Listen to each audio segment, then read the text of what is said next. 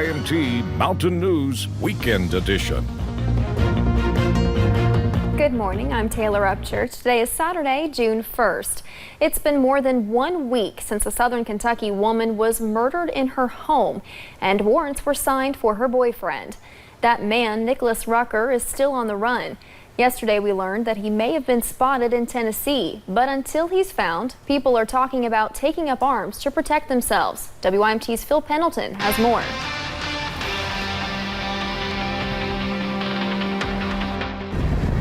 He was supposed to have been spotted a couple of days ago down there. Archie Cupp won't let the talk of an armed and dangerous man keep him and his family from working their produce stand. I'm not really scared for myself, but they need to catch him. He's done some bad stuff. Last week, police say Rucker killed his girlfriend just 3 months after he had been released from jail on drug and weapons charges, and he had also served 13 of a 20-year sentence in the 1998 murder of his infant son. It's not easy catching somebody so motivated to stay on the run. Ronnie Bowling says police are doing all they can to find him, but he says people have every right to protect themselves and take up arms. But right now, it's just a lot of people are desperate to see him caught. A lot of people are on edge because of his violent past. He was spotted twice earlier this week in Corbin. Then around 1:30 this morning in McMinn County, Tennessee, south of Knoxville, a railroad worker called police saying a man matching Rucker's description was seen leaving a boxcar. He was spotted, as far as I know, about a mile down the road here a couple of days ago. But where he is now remains a mystery, although if he leaves Kentucky, officials are confident they'll bring him back. So if he goes to another state, no matter if he has any encounter with law enforcement, they're going to know he's wanted here, and we'll have the ability to go get him and bring him back here. In Whitley County, Phil Pendleton, WYMT Mountain News. The Whitley County prosecutor also says that anyone caught helping Rucker could face criminal charges as well. And now let's check in with meteorologist Kelly McShane for a look at your forecast this morning. Kelly, how is it out there today? Well, Taylor, it is Saturday morning. It is the first day of June for 2019, and it is off to a little bit of a foggy start, but a little bit of a cool start as well. But let's take you to that visibility right now, because a lot of folks at less than a mile of visibility. So we're going to see some issues on the roadways, especially into the valley region. So give yourself plenty of extra time as you head out the door this morning. And once again, use those low beams out on the roads. You can see here in McKee that fog very, very thick in Jackson County. So that's just one place dealing with plenty of fog, and over into Floyd County they're seeing some pretty thick fog as well. So really around the region you're most likely going to be running into that fog this morning, so just definitely keep that in mind as you step out for your Saturday. And you're going to want a light jacket as you step out as well. Those temperatures into the mid to upper 50s this morning. So overall we're off to a little bit of a cooler start, but we're off to a dry start as well. We're seeing mostly sunny skies above that fog. I promise plenty of sunshine is in store for us. We just have to wait out that fog just a little bit longer. So like I said, morning fog, but plenty of sunshine by the time that fog mixes out this morning. But then for your afternoon, a stray pop-up shower is possible, but overall a very pleasant day is on the way. And I'll have more details in my full forecast coming up in just a little bit, Taylor. All right, thank you, Kelly. A Whitley County woman faces endangering the welfare of a minor charges. Now, this is Haley Wilhite. Police say they went to her home with social services. While searching the home, investigators say they found pipes, marijuana, and a substance believed to be meth. Wilhite also faces drug-related charges. And yesterday, we learned a man died following a mining accident in Harlan County. We first told you about Matt North earlier this week. Officials tell us he was operating mining equipment last week when a wall fell, injuring North's lower body. He was taken to Johnson City Medical Center where he died Thursday. North had 12 years of experience and he was just 48 years old. And one person is dead following a crash Friday evening in Morgan County. Crews closed a part of US 460 after the crash. Officials tell us it happened in the White Oak community.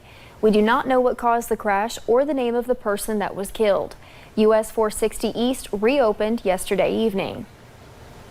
And Paintsville Fire Department members are mourning the loss of one of their own. Fran Moore Woods died on Wednesday. Yesterday, loved ones gathered for her funeral. Woods died from health complications. She was a firefighter and paramedic for the Paintsville Fire Department. She started working as a firefighter more than 25 years ago. Thomas Rice became her partner at work just 5 years ago. He says she was a dedicated worker. She was calm, collective, do her job almost as good as anybody I know. I'd put her skill set up against anybody in the state. Franmore Woods was just 44 years old. The funeral was held at Jones Preston Funeral Home. Fire departments and other emergency personnel from all around the area showed up to honor Woods. Now, there's been some confusion surrounding the future of Jenny Wiley Theater in Prestonsburg. However, Mayor Les Stapleton says there's nothing to worry about. WYMT's Marianne Fletcher has the details. Some may wonder about the future of Jenny Wiley Theater in Prestonsburg. I'm going to make it real clear. There will be productions at Jenny Wiley Amphitheater this year. Mayor Stapleton says there are many moving parts. Along with it, some confusion. First there was the Jenny Wiley Theater, which was in Pikeville. Then we had the Jenny Wiley Amphitheater, which is over at the park. Then we had the Jenny Wiley Drama Association, which was an entity that did productions at both of them. For years, the community staple provided entertainment. The mayor says they want to continue that legacy. The amphitheater is history. It's local history, it's statewide history. There's only 2 left in the state, us being one of them. Mayor Stapleton says there are exciting things planned for this summer. It's going to be some really good productions. We had a local casting call. We had about 15 or 16 people come out, so we're going to have some local people involved. And maybe even a role for him. I think they even have one grouchy old man spot that I may be doing. As he hopes to see this mountain tradition thrive. In Floyd County, Marianne Fletcher, WYMT Mountain News. For more information on upcoming productions, you can visit our website, WYMT.com. And a local medical center is now offering free health screenings weekly. Team members at Appalachian Regional Healthcare set up shop at the Medical Mall in Hazard. They tested for blood pressure, cholesterol, glucose levels, and other vascular issues. The vascular patient care manager at ARH says there are sometimes no symptoms of vascular diseases, so regular screenings are important. In this area here in Eastern Kentucky, which I'm from this area as well, I have scanned for 10 years, and within that 10 years, these diseases are the most prevalent in this area. The free screenings take place every Friday at the ARH Medical Mall in Hazard from 10 a.m. to 2 p.m.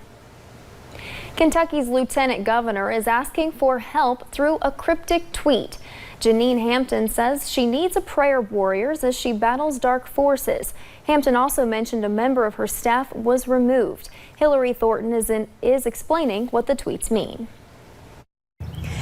Lieutenant Governor Janine Hampton typically taking care of her responsibilities and job quietly. However, this morning putting a message out on Twitter that has several people wondering what exactly is going on. This is the message posted on both of her Twitter accounts, including her official Lieutenant Governor's page, reading, quote, "Calling all prayer warriors. Yesterday, persons unknown initiated unauthorized personnel action ending employment of my talented, stellar Deputy Chief Adrian Southworth against my wishes. Pray for me as I battle dark forces." Because I chose to run with Senator Alvarado. Any other questions? In January, Governor Matt Bevin announced Hampton would not be his running mate in his re-election bid. About a week later, her chief of staff, Steve Nipper, was fired without cause. Yesterday, her deputy chief of staff received a similar letter from the State Finance and Administration Cabinet's Administrative Services telling her that her services are no longer needed. That leaves Hampton with one lone staff member. Many on social media coming to Hampton's defense, including the wife of Nipper. Her Facebook post calling what happened to her husband and now Southworth an abuse of power by the governor. Reading in part, quote, "This is how dictators behave." And the governor's office unable to answer any questions about this. A spokesperson telling us, quote, "We do not comment on personnel matters." For now, at the state capitol, Hillary Thornton, WKYT. The Lieutenant Governor's office did not return any requests for comment on the situation.